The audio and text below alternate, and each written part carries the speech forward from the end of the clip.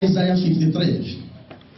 We have received blessings, we have received prophecy, we have received healing, we have received deliverance, we have received the promises of God.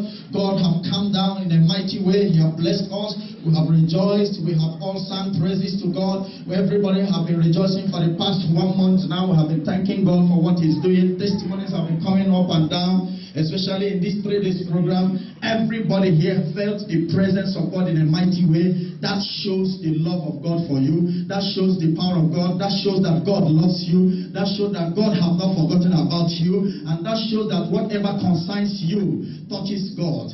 And I want you to know that as we have been blessed in this program, there is still another kind of blessing that we need to receive. There is still another kind of blessing that we are still expecting. There is still another kind of blessing that we must attend to. The Bible says that there was a time that a man called Jacob in the Bible went to the house of Laban, and he was prosperous in the house of Laban. And the Bible says something that right there in the house of Laban, he got married, he had children, and he had a lot of properties, he had a lot of blessings, and he had a lot of children, and he had a lot of horses and cattle, and he had a lot of sheep. But the Bible says that there was still another kind of blessing that he needed to have. And that was why when he came to himself, he said to his family, now that we have left the house of Laban, I want all of you to be aside. We are going to Bethel, but I want to encounter God for another specific kind of blessing. I know that I am blessed, but there is still another specific kind of blessing that I'm looking for. And that was why Jacob went into the bush and he stayed alone with the angel of the Lord. Throughout the night, he wrestled with the angel, and he was still looking for another kind of blessing. My question is this: Jacob, what kind of blessing are you looking for? You have children, you have 12 tribes, you have cattle, you have money, you have beautiful wives, you have everything life can offer. Why is it that you still need another blessing? What kind of blessing are you still looking for? The Bible said that Jacob held the angel of God and said to the angel of God, I will not let you go unless you bless me. But Jacob, you are blessed. What are you still looking for again? There is still another kind of blessing. Somebody said to your neighbor, there is another kind of blessing. Even though I am blessed, I still need something else. Even though I am blessed, I still need another level of blessing. And the Lord said unto Jacob, I cannot bless you unless I know your name. What is your name? And he said, my name is Jacob. And he looked into heaven and he got an information from heaven. And he came down to the earth realm again. And he said unto him, there is no Jacob in heaven but Israel. I am going to change your name from Jacob to Israel. Israel means prince with God. Israel means encounter with God. Israel means firstborn of God. Israel means favored of God. And when the Lord blessed him, he changed his name to Israel. And I want to tell you that there is still another kind of blessing this morning. There is still another kind of blessing this morning. There are great men in the Bible that encountered God in a mighty way. Some people like Isaiah the prophet. Some people like Jeremiah the prophet. Some people like Moses. In fact, the Bible says that Moses encountered God in the burning bush, yet he wanted another kind of glory and power. And upon all the miracles that God did through Moses, Moses was not satisfied with the level of blessing he had. He still wanted another glory. He still wanted another power. Rise up and say, Lord, that I may know you more. Hallelujah, wherever you are. Moses upon the Red Sea he divided. Moses upon the temple stone he received after 40 days prayer. Moses upon the whole miracle he showed in Egypt, he still said to God, show me your glory. Moses, what do you want to see again? Everybody listen to me. I have started preaching and the devil is saying to you, don't listen to him. I want you to open your ears. Those of you behind, don't be distracted because the demons are going around now, blowing breeze of distraction. Just give me your attention and God will give you direction. Can you shout a better amen? Moses, what kind of blessing are you still looking for? Moses said, I want to see your glory. I want to see your glory. I have seen your power, but I want your glory. I have seen your anointing, but I want your glory. I have seen your fire, but I want your glory. Fire is under glory. Power is under glory. Glory is above all of them. The glory glory of God is the power of God in a dynamic way. And Moses said, I want your glory. Even though you are blessed, you still need another kind of blessing. Rise up and say to 5 people, you still need another level of blessing. Even though you are blessed, there is a blessing that you are missing. There is something else you are missing. We must not stop at the power realm. We must go to the glory realm. We must not stop at the level of anointing. We must go to the higher level. Can somebody shout hallelujah? Another man that seeks for the glory and the presence and the blessings of God was a man called Paul in the Bible. Paul was the man that only saw the revelation where God opened his eyes and he went to the third heaven. It is only Paul that told us that there is a third heaven. Nobody ever told us that there is a third heaven. And Paul encountered God in a mighty way. Even in the book of Acts of the Apostle chapter 9, the Bible says something that when Saul was going to Damascus to persecute the Christians, the Bible said that Jesus appeared unto him on the way and said unto him, Saul, Saul, why persecutest thou me? And Saul said unto him, Lord, who art thou? And he said, I am Jesus whom thou persecuted. You cannot kick against the brick. Brothers and sisters, this is what we call divine encounter. But upon all the power that Paul exercised, even his handkerchief healed the sick. Paul performs miracle, but yet he came to Philippians chapter 3 verse 10 and he said something that is confusing me. He said, Lord, that I may know you and the power of your resurrection. Paul, what do you want to know again? Paul, your handkerchief healed the sick. Paul, you encountered Jesus on the way. Paul, you have encountered a lot of signs and wonders. What do you want to know again? With all this illustration this morning, brothers and sisters, I want to prove to you that even though you are blessed, you still need another kind of blessing. A lot of people stop at the power realm. That is why the enemy toys with them. A lot of people stop at the power realm. That is why they cannot go far. I want to declare to you that the blessing that God is about to reveal to you, 2015, shall take you all through your life. Jump up and shout hallelujah. Jump up and shout hallelujah. Jump up and shout hallelujah. Second point I want to raise is that people that must attain this kind of blessing, they must suffer persecution. They must suffer a lot of attacks. The enemy will hate them. The enemy will set up people to attack them from different angles. There were people that passed through certain excruciating pains. And I want to take, for example, our Lord Jesus Christ. He suffered persecution to the extent that everybody rejected him. Everybody rejected him, including his heavenly Father. When you are rejected, when you are forsaken, when you pass through this you cannot explain, it means that there is something in you. There is something you carry that the enemy doesn't like. There is something about you. Rise up and say, there is something about you. There is something. There is something about you. My life is a hidden mystery. Even me, I don't know anything about my life. Say to your neighbor, you don't know anything about yourself. And I want to tell you that you are so special that your own cross is different from my cross. Everybody has challenges. Your challenge is different from mine. Mine is different from yours. You cannot be me, I cannot be you. Stand up and say to 5 people, no matter how hard you try, you can never be like me. No matter how hard you try, you can never be like me. You remember who you are.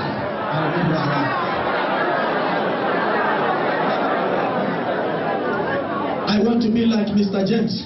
I want to be like Mr. Andrew. I want to tell you that from the day you were created, God has coupled you, prepared you, endowed you, empowered you, and He has spoken and He has written what you must be. And what is written about you is written.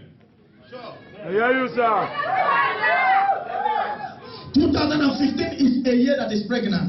What is it going to give birth? 2015 will give birth to your destiny and your revelation and your manifestation and your fulfillment. Rise up and bless somebody to the Lord if you believe that. I want to tell you that once you're forsaken, there is something about you. That is why the Bible made it clear that many are the afflictions of the righteous, but the Lord is God, delivered him from them. And God is a God of signs and wonders. Even though things is is not working the way you expect it to work, I want to tell you that there is something about it. You know, some people these days, they want to work with those who have money at hand, with those who have cash at hand, those who are prosperous. Once you have financial lack, people will run away from you. Once you don't have a house again, people will run away from you. People don't want to associate with you because they know you don't have a job. But I want to tell you that those that are despised, there is something about them because their future is very, very great. They are destiny carriers. They carry destiny. They carry communities. They carry nations. That a man that has no money today does not mean he will not have money tomorrow. There is something about you that God has prepared. I cannot hear your amen. Somebody there. Physical eyes have not seen it. Men and women cannot see it. I cannot see it. And I want to tell you that what is in you is greater. Is greater. Is greater. Whoever is in you, in the name of Jesus Christ of Nazareth, is greater than he that is in the world. And whatever God has deposited in you shall be revealed by fire. Jump up and shout fire. The Bible says a woman called Naomi was a great woman in the land of Judah, and there was famine in Judah, and the Bible said that Naomi and her husband traveled all the way from Judah to a land called Moab, and when they sojourned in Moab, the Bible said that right there in the land of Moab, Naomi got 2 sons in Moab, and the sons of Naomi got married to 2 women of Moab, and the Bible said that a time came that Naomi that was a rich woman, Naomi that was beautiful, Naomi that was cherished by many people, Naomi that everybody was always worshiping like God, Naomi that every nation was calling blessing, everybody saw her to be a great woman. But suddenly, somebody say suddenly, I want to tell you that no condition is permanent. Somebody can be rich today and be poor tomorrow, and somebody can be poor today and be rich tomorrow. I don't know if I'm talking to a human being here. And Naomi that was a great woman, suddenly Naomi lost everything. Naomi lost her husband. Naomi lost her 2 sons. Naomi lost her wealth. Naomi lost her glory. Naomi lost her beauty. Naomi lost her house. Naomi lost everything. But there was still people that saw something good in Naomi. Even though you have been rejected, God will still send you somebody. God will still send you somebody to encourage you. God will still God will still send you a help. Naomi was not rejected because these women, they understood what it was inside of her. Anybody that sticks to you when you are nobody is your best friend. Anybody that sticks to you when you have nothing is your God sent. I cannot hear your amen, somebody. I cannot hear your amen, somebody. And the Bible says that these 2 women called Oprah and Ruth, they said unto Naomi, we know who you are. Even though you don't have material blessing, there is something about you. Anybody that comes close to you will be blessed. I want to tell you, somebody here, that there are people that God has sent to help you, and they will locate you 2015. Oprah and Ruth said, we are not going to leave you. We will follow you wherever you go. Your people shall be our people. Your God shall be. And Naomi said, no, don't ridicule me, don't laugh at me, don't mock me, don't even call me Naomi. Naomi means success, Naomi means blessing. Call me Mara, bitterness, don't call me Naomi, because the Almighty is against me. And they said, no, the Almighty is not against you, but the Almighty is with you. Even though things is not working well with you, spiritually the Almighty is with you. The Bible says, Genesis chapter 39, that Joseph was in the prison, and the Bible says, and God was with in the prison. How can God be with me when I'm in the prison? How can God be with me when I am sick? How can God be with me when I have no visa in Dubai? How can God be with me when people are laughing at me? God is with you. In every situation, God is with you. In the night, God is with you. In the morning, God is with you. Everywhere you go, jump up and let your life release. And Naomi said, go. I don't have any other sons to give to you. My children are dead, and I cannot give birth another time. My husband is also dead. And they said, we will not leave you. But one of them gave up, called Oprah. And the Bible said, don't say that I will not leave you. Say to them, I will not quit.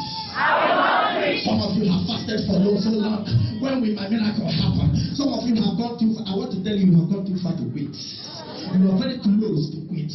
The enemy know what you suffer to be where you are. I know I'm speaking to somebody, but I know I am speaking to somebody, but my problem is, who is that person that I'm speaking to?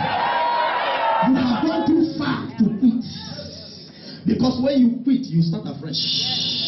I want to tell you that Oprah quitted, but Ruth said, I will not quit. And Ruth stick to that word and followed Naomi back to Israel.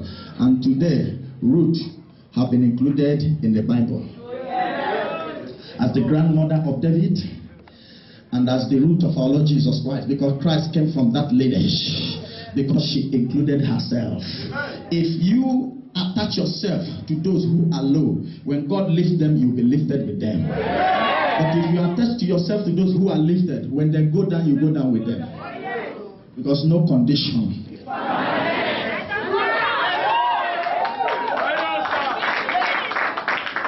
And that is why Jesus Christ, all through his life, he was a friend of the poor. And I don't joke with the poor. I don't joke with the destitute. I don't joke with people whose life have been shattered, that people reject them. The motherless, the fatherless, the widows, the fatherless and the motherless and the widows and the orphans. I don't joke with them. Those who have no job, those who have nobody to help them, single mothers, people who have been rejected, mad people in the psychiatrist home, those who are in the prison house, all those people who have been displaced because of war, because of terrorism, and because of violence. They have been displaced to rural areas, and they built some camp on the place where they have been having refuge for many years. I don't despise them, because I know that God is a God of the poor, is a God of the destitute, is a God of the widows, is a God of the rejected, is a God of the forsaken.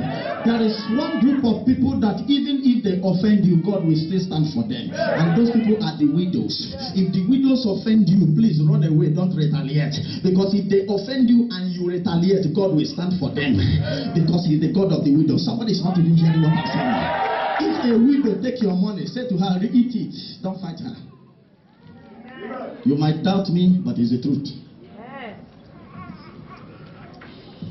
Somebody say Jesus Christ. Jesus Christ. Say loud and clear, Jesus Christ. Jesus Christ. I can hear you say Jesus Christ. Now the Bible says in Isaiah chapter 53, verses number 2 and 3. Isaiah 53 verses number 2 and 3. For he shall grow up before him as a tender plant, and as a root out of a dry ground. He had no form nor comeliness. And when we shall see him, there is no beauty that we should desire him. So many of you don't know that Jesus Christ, physically talking, when he came on earth, he was not handsome as you thought. Some of you think that all those things you see on calendar, they draw somebody's picture and they call him Jesus Christ. Jesus was not beautiful at all. He was not even handsome. He was rejected. He was despised. Physically talking, you cannot even collect anything from his hand. Isaiah prophesied it, and Isaiah said it clearly. There was no beauty in him that you should even desire him. And that was why throughout his ministry, the Pharisees misunderstood him. The Jews misunderstood him. The Jews and the Sadducees, they finally crucified him and they killed him because he was rejected. Why was he rejected? The glory ahead of him was to become the King of Kings and the Lord of Lords. And in verses 3, the Bible said, he is despised and rejected of men, a man of sorrows. He was acquainted with sorrow. He had no house. He had no brother. He had no sister. He had no friend. He had no house. He had no job. He had nobody to comfort him. He was always full of sorrow. He was always suffering. He was acquainted. Acquaintance means being familiar with. He was familiar with sorrow because men rejected him. Men will always like to go to kings and princes and queens. Men don't go to the rejected. But Jesus had no friend. The Bible said that a man came to him and said, Master, I want to follow you. He said to the man, Forces have hole, even the bird have net, but the Son of Man have nowhere to lay his head. If you want to follow me, will you lie in the gutter when I lie and sleep? I don't have a house. The Bible says he was acquainted with grief. Every time pain and grief was in his heart, and we hid him as it were our faces from him. He was despised and we esteemed him not. The Bible said if you look at his face, you can't look at him twice because he was not beautiful. This is not my word. This is the word of God. You are seeing it. The Bible says he was rejected. I want to let you know who truly Jesus Christ was when he came on earth. Why everybody is preparing for Christmas. Christmas is the time that Jesus was born. Christmas is the time that we throw party everywhere. We throw celebration everywhere. But I want to tell you who actually was Jesus Christ. Who was he when he came on earth? How was he like? And I want to tell you that the Bible says he was rejected. He was forsaken. He was despised. Nobody wanted to associate with him. Even his own family rejected him.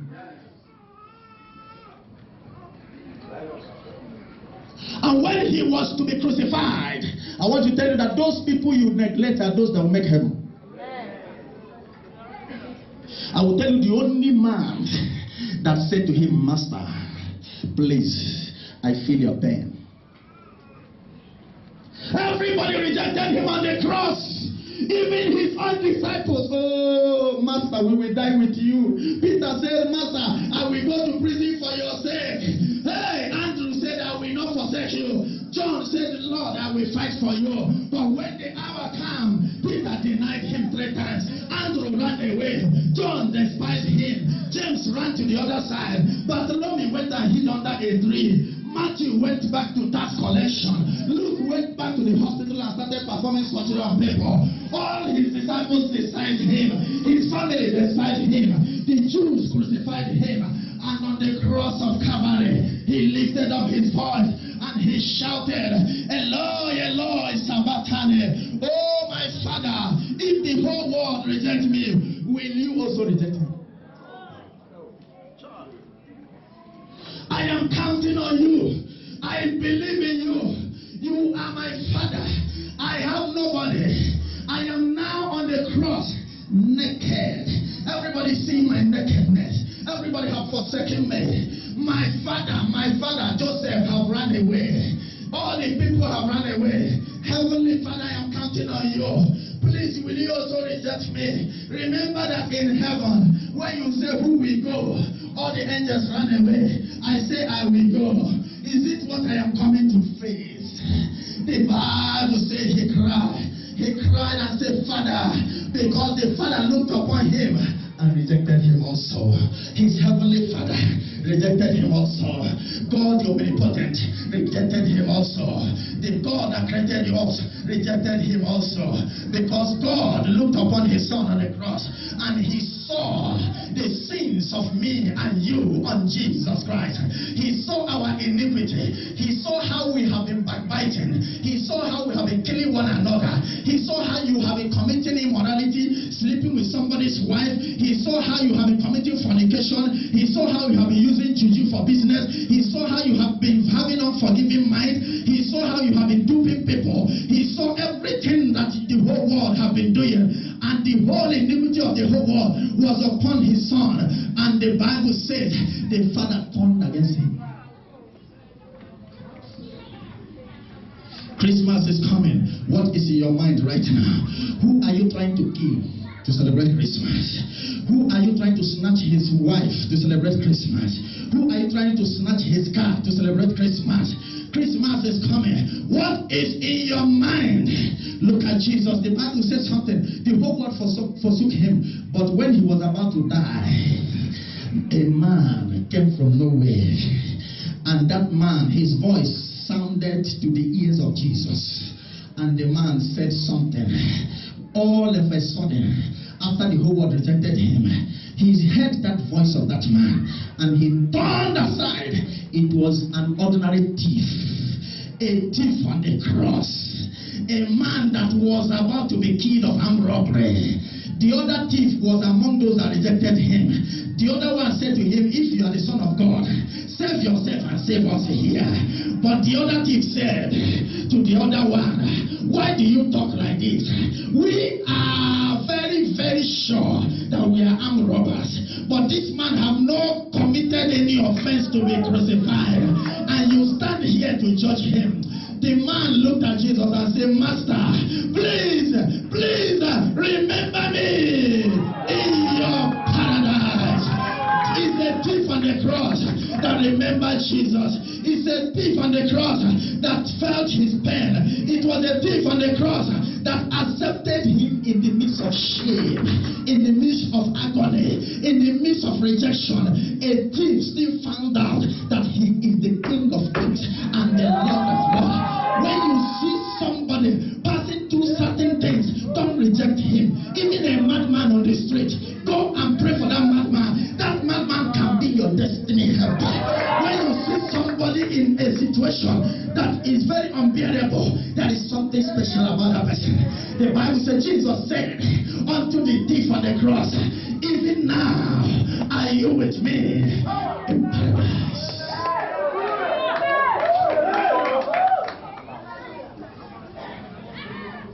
My sermon tonight is anchoring on you. Who is Jesus to you? Say to your neighbor, who is Jesus Christ to you? Is he your Lord or is he your enemy? The church have converted Jesus to their enemy. The church have converted him to their enemy. Nobody is serving God in truth and in spirit again. I want to tell you that the death of Jesus Christ is for your soul. A man acquainted with what? Sorrow and grief. I want to tell you that all the things you see on calendar and books, and they say this is Jesus. Nobody have ever and will ever. The Bible said in Exodus chapter 20, make nothing in heaven or earth and call him God. Don't even make anything and say this is God. I want to ask you, state your neighbor, have you seen God one for once? If that person don't want to respond, ask him again, have you ever seen God since you were born? Nobody sees God, and how comes you draw something and say this is God?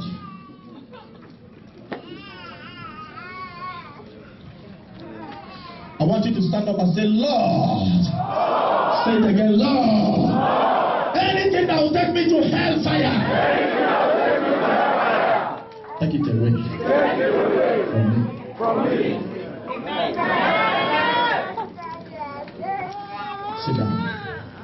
Those of you who are coming for the first time, those of you who came for the first time in this program, I want you to listen. I have a message for all of you.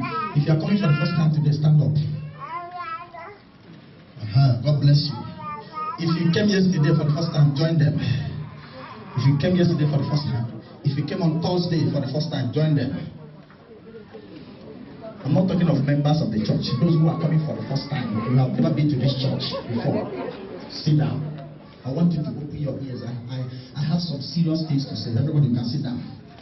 Listen to me now, because what you are about to hear from this altar, this very moment, you might not have the opportunity to hear it again elsewhere until the day you die.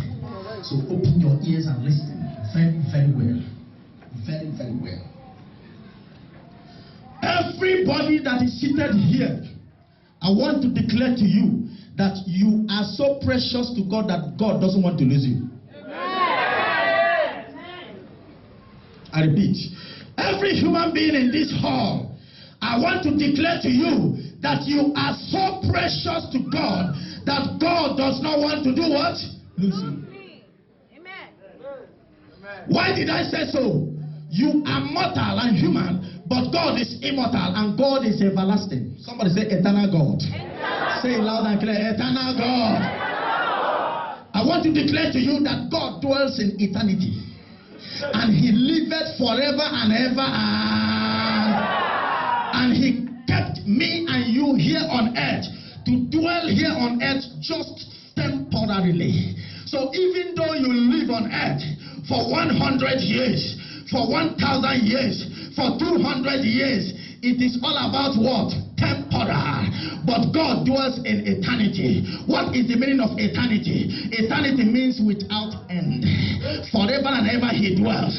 And that is why he wants me and you to return back to him, because he's an eternal God. And there is something in you that he, God, deposited in you that day that he created you. The Bible says in Genesis chapter 2 verse 7, and God formed man out of the dust of the ground, and he breathed into him, into his nostril the breath of life, and man became a living soul. That soul in you is the property of heaven, and that soul is the only part of you that can live to eternity and eternity and eternity. The soul of human being cannot die. The soul of human being cannot perish. It liveth for eternity to eternity. It is your body that will go back to the dust, because your body came from the dust, and your spirit goes back to God, but your soul liveth to eternity. And what is the meaning of eternity? Eternity is endless. Eternity is everlasting. Eternity is world without end. And there is only two places that is created for the soul, and that place is heaven. But something happened along the line. The devil and his agent disobeyed God, and God decided to create a place of destruction for the devil, and he created a place called hellfire. Hellfire was not created for human being. Hellfire was not created for man. Hellfire was not created for any flesh and blood. Hellfire was created for the devil and his agent, for eternal destruction. But the Bible says that the devil, in his craftiness, in his wickedness, in his precarious ways, decided to pollute mankind and then drag every soul to hell. Because he said, I am not going to perish alone in hell. I am not going to be destroyed alone in hell. And I want to tell you that hell is a place of torment.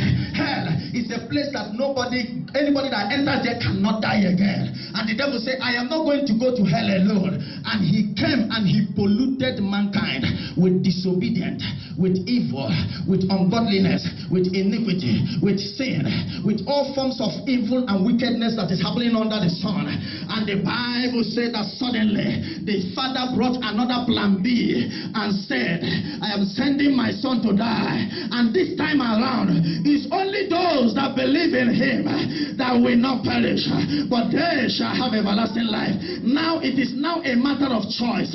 If you believe, you shall live. If you believe, you shall not die. If you believe, you will not go to hell. If you believe Jesus Christ, you shall be saved for eternity. If you believe Jesus Christ, you shall not taste death in hellfire. Rise up and shout hallelujah wherever you are. It is a thing of choice. God have given the choice in your hand. You choose whatever you want. You choose negative or positive. You choose life or death. You choose heaven or hell. You choose right or wrong. You choose good or bad. You choose God or Satan. You choose night or day. You choose heaven or hell. You choose between positivity and negativity. The choice is yours. I want to tell you right now, brothers and sisters, I am rounding up this morning by saying that the end of the age have come. Help me and tell somebody, the end of the age have come. We are at the end of the age, and the prophecy about the coming of Jesus has been fulfilled from Genesis to Revelation. The Bible makes it clear that in the last days, perilous times shall come, and men shall become lovers of their own self. Right now, people love themselves more than God. And the Bible says that earthquakes shall happen in diverse places, and there shall be war and rumors of war. I want to tell you that the prophecy of the coming of Jesus Christ has been fulfilled. Right now there is catastrophe in the Middle East, in Ukraine, in Nigeria, in Mali, in African Central Republic, in the US. There is tornado everywhere. There is earthquake happening. And I want to tell you that all these are the signs of the coming of Jesus Christ. And he came as the Lamb of God, but he is coming again as the Lion of the tribe of Judah. Jesus is coming for the church.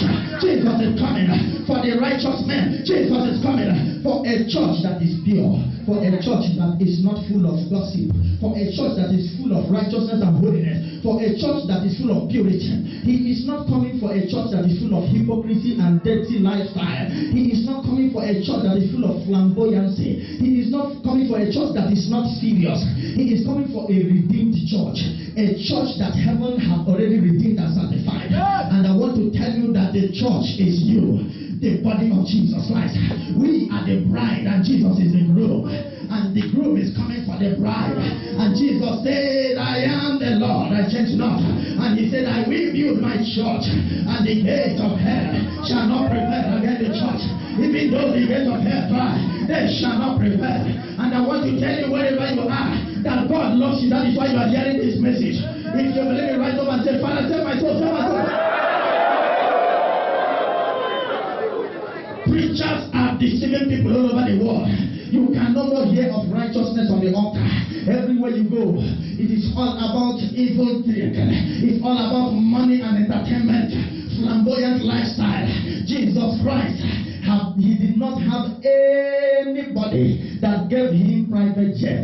He did not have the only donkey he used was borrowed. He didn't have anything, and he humbled himself. The Bible said in Philippians chapter 2 verse 5, you shall have the mind of Jesus.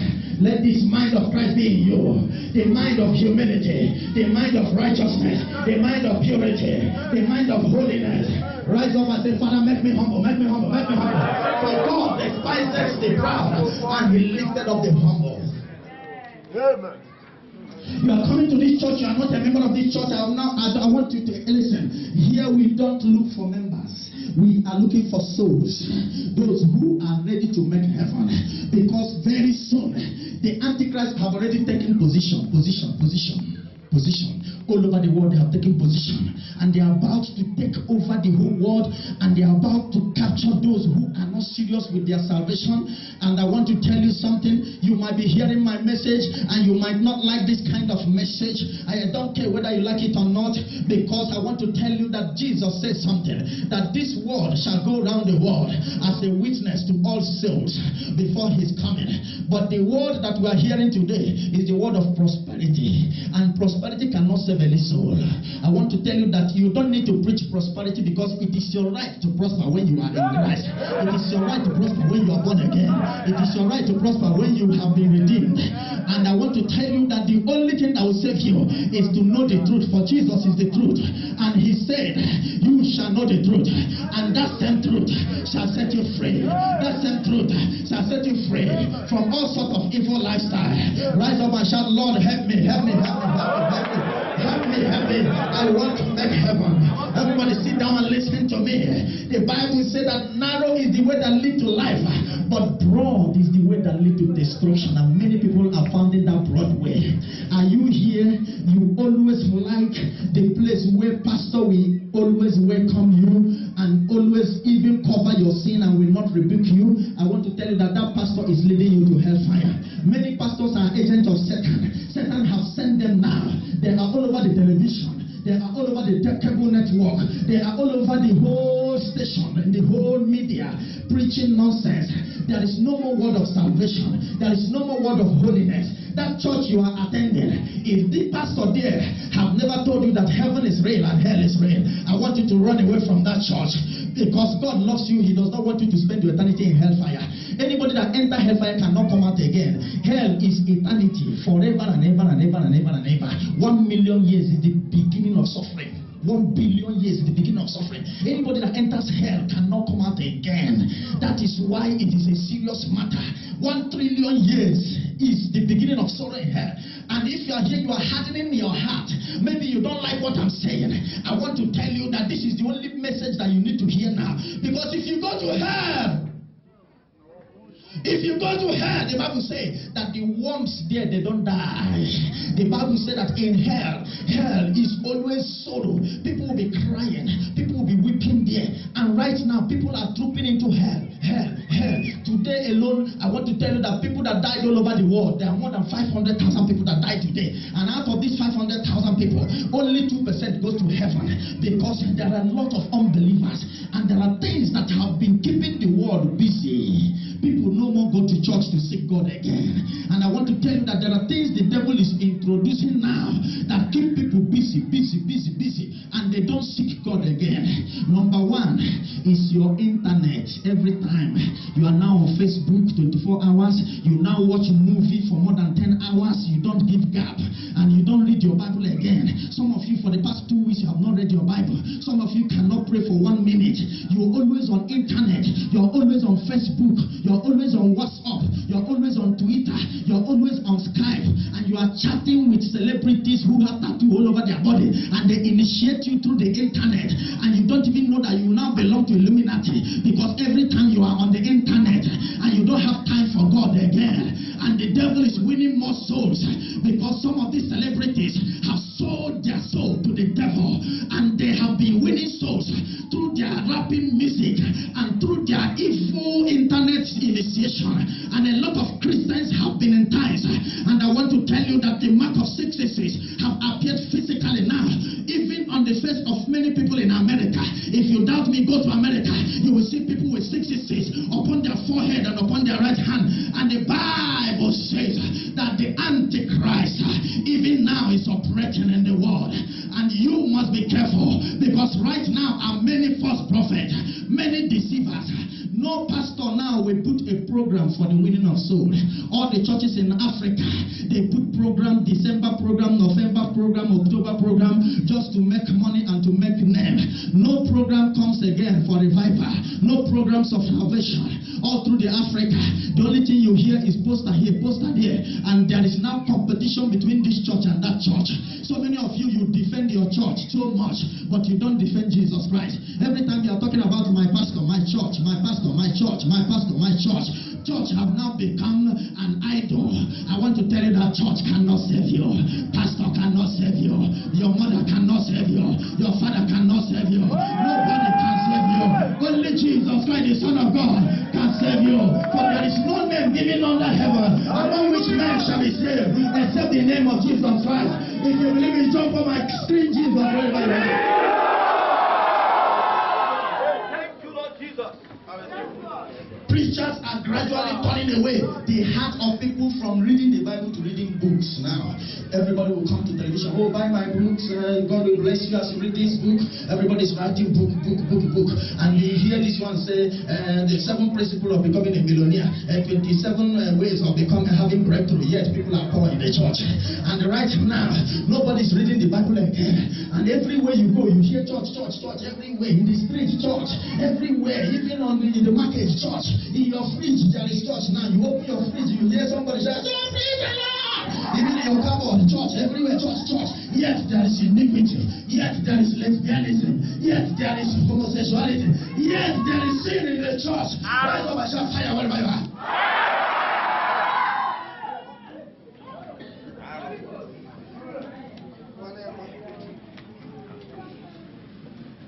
We don't have time to waste again. If you are a member of this church and you go to hell from this church, you will never forgive yourself for eternity. I'm coming to that later, because some of you have decided that you will not repent. I have a quotation for this church, for the members of this church. Members, go to Matthew chapter 11. Because you make me sick. You make me ask questions that I should not ask. People like you that come to a very great church where you hear the truth, yet you go into the city, you mess up your life, you beat people, you dress like a harlot, you behave like an unbeliever, and people out there mock and say that church, they say they preach holiness. Look at this one there, he's a member, the other one is a member. I want to tell you that you are a disgrace to yourself and not to my Lord Jesus Christ. You cannot blaspheme my God, you are blaspheming yourself. We tell you to repent, you fight against us. We tell you things that will help you, that you will make heaven. You turn against us and you begin to abuse our ministers. I want to tell you that God will hold you responsible. I have a message for you, members of this church, in Matthew 11:21. Woe unto you, Matthew 11:21. Woe unto you, Chorazin, unto you, Bethsaida. For if the mighty works which were done in you have been done in Thailand and Sidon, they would have repented long ago in sackcloth and ashes. What to you, members of Jesus Islam Mission, if the work that is doing on you, the preaching that you hear every Sunday, the preaching that you hear every Thursday, if that same preaching is preached in Thailand, they will repent. If it's preached in Japan, they will repent. If it is preached in Uganda, they will repent. If it is preached in Cameroon, they will repent. But you have refused to repent. You have taken God for granted. You always mock God. We tell you to dress well. You dress like a harlot and come to church to tempt us. I heard what happened when I traveled. So many of you want me to kill Brother Sunday. Come here. You want me to kill him and crucify him because he told you the truth. Because he said the truth. And if you are among those that spoke against him, you better go and apologize because judgment is on you. Judgment is on you. You want us to keep quiet and watch you enter here like, there's something I want to tell you. There are many churches in Dubai. We don't want anybody that will come here and cause trouble for himself. Go there and dress naked and wear pants. There are pastors that will welcome you and make you fire mistress overnight. They will welcome, they will embrace you. They are happy to see you like that. I don't want anybody to cause trouble for him or herself. If you are coming here as a hypocrite, be careful. Say to them, be careful, be careful, be careful. We are not ready to compromise. And I want to tell you that the time is coming that judgment will begin from the household of God. And as I said earlier on, you will never hear this kind of teaching because pastors are making posters everywhere to compete with each other. Something is going on in Africa now. You will never hear a poster of program for revival and for salvation. Everybody is making a mockery of Christianity. Mockery. Something like a pastor will come and put poster to the public. And you see the caption. Instead of you to hear Jesus Christ is coming, you read the caption of the program. They will say, now so we go there. This is program. Oh God, now so we go. Another one. Oh God, give me my daily.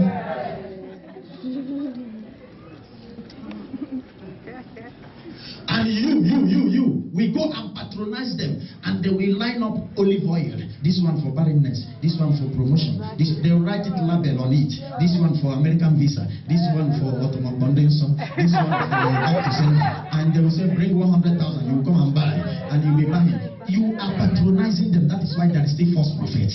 If you don't patronize them, they will die. The reason why there are still prostitutes under the sun is because men are patronizing them. Let all the men go on strike.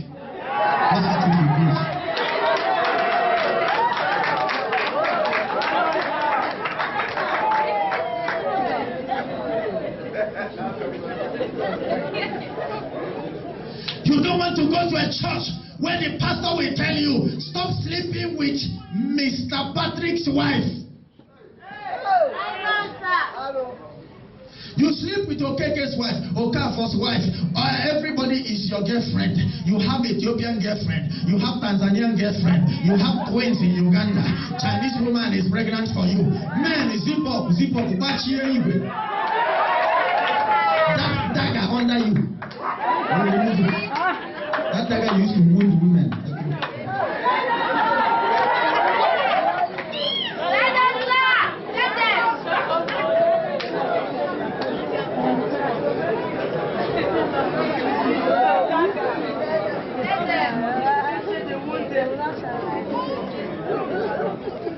You come to church, look at it. Look at how a church should be. Men one side, women one side. But you come to our church today, a man and a woman, they are crossing their leg in the church, kissing in the church. Pastor is preaching, they are kissing. A woman will lie and then whenever a woman lie on your body, you become electrified. There will be electric shock. Spirit of immorality have fooled the church, and you come to church, the church is lukewarm. You come to church, the church is dirty, the altar is defiled. There is no more holiness because in the church iniquity is permitted. So many of you, February is coming now. Pastors will now begin to share love gifts. Everybody will begin to celebrate Valentine's Day, Valentine. And Valentine is a day of fornication. That is the day of 500 women will become pregnant in the whole world. That is the day of abortion. Let me ask you, what is good about Christmas? Do you know that Christ is crying now? That his day, the day they call his day of birth, people have converted it to the day of murder. Why is it that every December is a time of accident, evil attack, ritual killing? A time of the birth of Jesus have turned to evil, and do you think heaven is happy about it? No! And you are celebrating. Say to them, what are you celebrating? Are you celebrating the mockery of Jesus, the blasphemy of Jesus, or the birth of Jesus? Which one are you celebrating? And it has become a do or die affair. Now we want money to pay for the hall. Nobody will bring money to pay because you are saving that money. You want to go home and buy a Jeep and then open the roof and begin to spray $1, not even $100, please, $1. And old women will be picking it. Hey, he came from Obodo, and they will call you names, big names. They will call you Ogaragidi, the only man that traveled 7 seas and 7 lands and made it and come back. You go to traditional wedding, you are spraying $30 and you are full of pride. January, you come back with poison and say, Pastor, pray. My uncle. That's my uncle is wicked. Pastor, pray. Pastor will be praying. You'll be enjoying.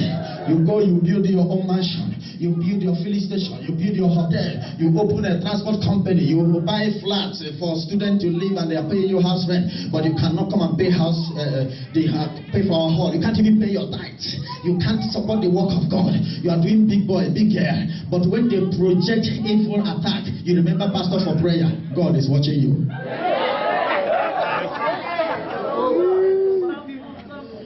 And you are a young lady. A man is proposing to you. Who is this man? A married man with 4 children. You are not ashamed.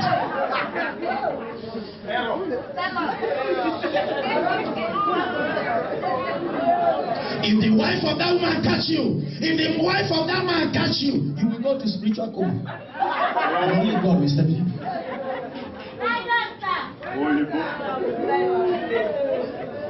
In America, a man will come to church and wed a fellow man, man and man. Are they husband and wife or husband and husband? What will you call them? A woman will wed a woman, and somebody who called himself a so-called priest will come and join them together. I accept your lovely wedded. Is it the wife or husband?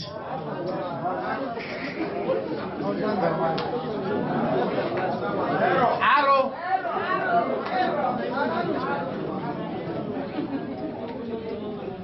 I want you to stand up and say to 6 people, the Lord is interested in you.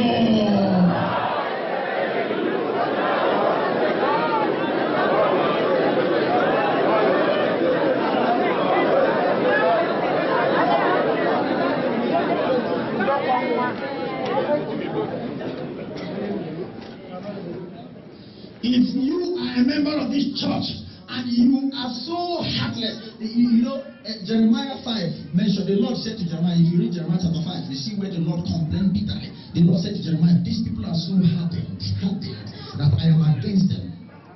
So many of you have blasphemed yourself, and you are not blaspheming God, though, you are blaspheming yourself. Because you are so hardened that what we preach here, the reason why I'm preaching this message is not for members. No, it's for those who are coming for the first time. Because I know somebody here today will give his life to Jesus. Amen. There are some of you, you have already sold your heart to them. No matter what I preach. In fact, you have vowed that no matter what pastor preach, I will never repent. So I'm not talking about you. I'm talking about precious souls that God brought here to save them.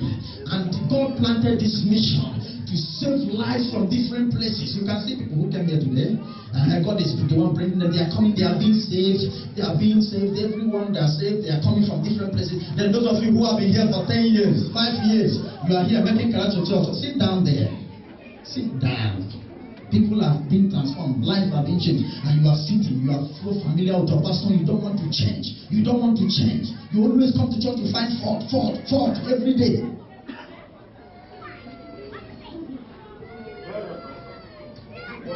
Church now have become business. Okay, when will you open your own business? A man of God called me and said to me, Pastor, are you stupid? I said, anybody that will serve God must be stupid. Because God has chosen the foolishness of this world to make it. Somebody right now. He said, how can you go to Uganda and not plant a pastor there to open a church and begin to extort money from people? How can you go to Kenya, go to a whole Cameroon, no branch, I say, all of you that open branches, you think that branch is exploit. There are pastors that think, churches think that it is how many services you hold on Sunday, how many times you appear on television, that makes you a great man. I want to tell you that nobody is great. You can only call a man of God a man of a great God, not a great man of God. Because nobody is great, but only God is great. And you're preaching 10 times in television, and yet no soul have repented and going to heaven. There are many pastors today, they pastor in congregation of 10,000, 20,000, they even hold church service in stadium, and no one person there have given his or her life to Christ. But there are people who are pastoring 5 people, and those people are going to heaven. These are people that God knows. It is not about congregation. In Jesus Love Mission International, we don't have a general overseer. Who is our general overseer here?